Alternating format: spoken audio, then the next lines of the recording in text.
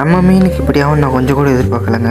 அன்றைக்கி பார்த்தீங்கன்னா காலேஜ்லேருந்து வீட்டுக்கு வரலான்னு வீட்டுக்கு வந்துட்டுருக்கப்ப வீட்டில் போய் பார்த்தாங்க மீன்லாம் எப்படி இருக்குன்னு. அப்போ தான் ஞாபகம் வந்துச்சு நம்ம மீன் உடம்பு சரியில்லாமல் இருக்கேன்னு.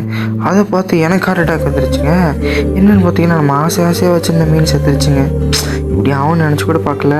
அதை பார்த்து எனக்கும் அழுகாதையாக வந்துருச்சுங்க. ஏன்னா நம்ம ஒரு மீன் ஆசையாக வச்சுருந்தோம்மா, இந்த மீன் தான் ரொம்ப பிடிச்ச மீன். ஸோ அதனால் என்ன பண்ணுறதுனே தெரில. ஸோ அதுக்கடுத்து நம்ம என்ன பண்ண ஆரம்பிச்சிட்டோம்னா அதுக்கு ஞாபகார்த்தமாக குழியை தோண்டி புதைச்சிடலான்னு நானும் குழியை தோண்ட ஆரம்பிச்சிட்டேன். கொஞ்சம் கொஞ்சமாக தோண்டினதுக்கப்புறம் பார்த்திங்கன்னா தண்ணி கொஞ்சம் கீழே ஊற்றிட்டு அந்த மீனை மட்டும் எடுத்து அதில் போட்டுடலாங்க.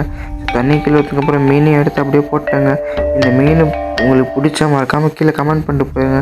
ஏன்னா நம்ம நிறைய வீடியோ இந்த மீனை பற்றி போட்டிருக்கோம். மறக்காமல் இந்த மீனோட ஆத்மா சாந்தின்னு மறக்காமல் கமெண்ட்டில் ரெஸ்ட் இன் பீஸ் கமெண்ட் பண்ணிட்டு போங்க. அது ஞாபகார்த்தமாக மேலே ஒரு கல் மட்டும் வச்சுட்டேங்க. அப்புறமா பாய் சொல்லிட்டு மீனுக்கு இவ்வளோ நாள் நம்ம கூட இருந்துச்சுங்க, என்னங்க இப்படி ஆயிடுச்சு, மறக்காமல் இந்த மீனுக்காக வச்சு கமெண்ட் பண்ணிட்டு போங்க. இந்த மாதிரி வீடியோஸ் நிறையா இருந்துச்சுன்னா மறக்காமல் நம்ம சேனல் சப்ஸ்கிரைப் பண்ணிட்டு போயிருங்க அப்படியே.